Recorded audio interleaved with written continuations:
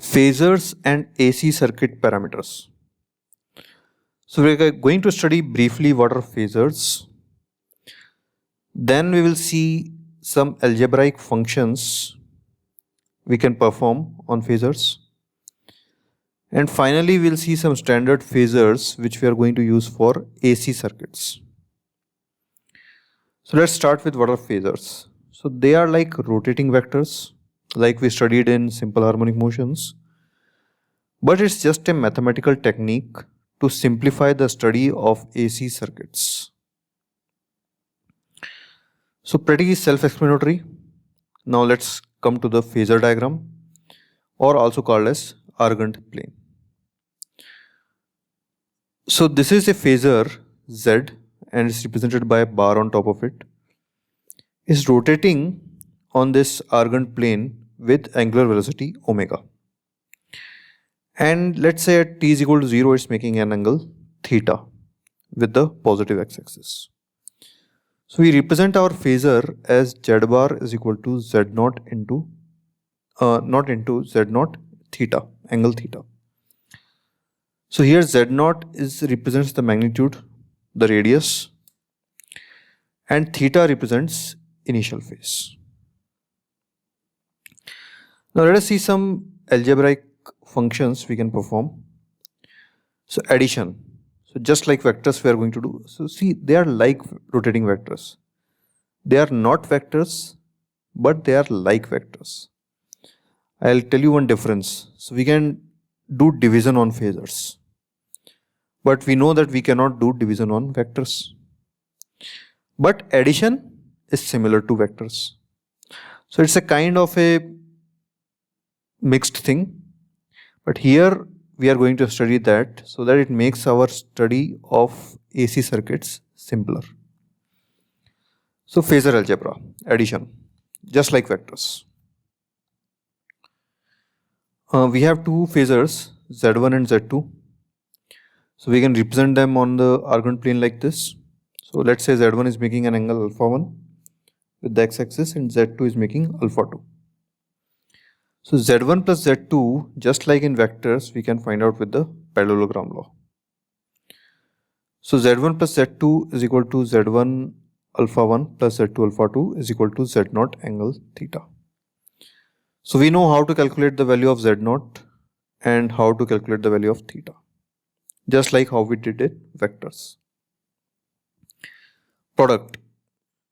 So in vectors we had dot product, cross product. Here we only have a single product.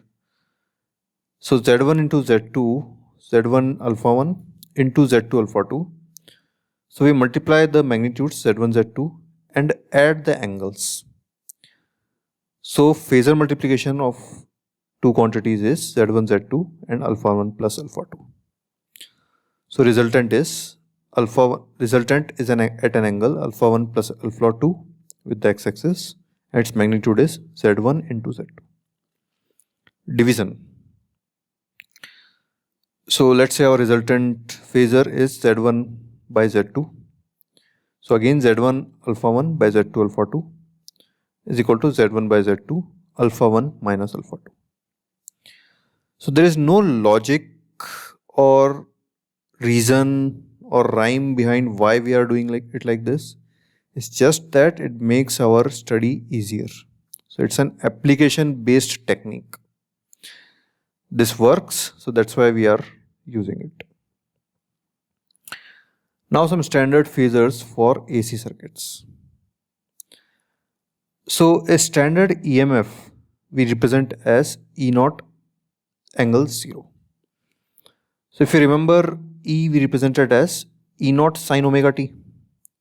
So sine omega t plus 0 because initial phase will be 0. Current I0 phi. So we are going to see later that the current when we obtain, this angle phi is different. If you remember for resistor, when we connected a resistor, this phi would be 0. When we use inductor, this phi would be minus pi by 2. And when we used it in a capacitor, this phi was coming plus pi by 2, initial phase. Anyway, we are going to study it in detail again This is just an introduction. So E is E naught and initial phase is 0. So E naught 0. I is I naught phi. Resistance we define as R0. Now for capacitor, the reactance we define as 1 by omega C minus pi by 2. For inductive reactance, we write omega L pi by 2. So again, why we are writing it like this? No reason. These are the standard phasor forms which we have defined for our AC circuit parameters.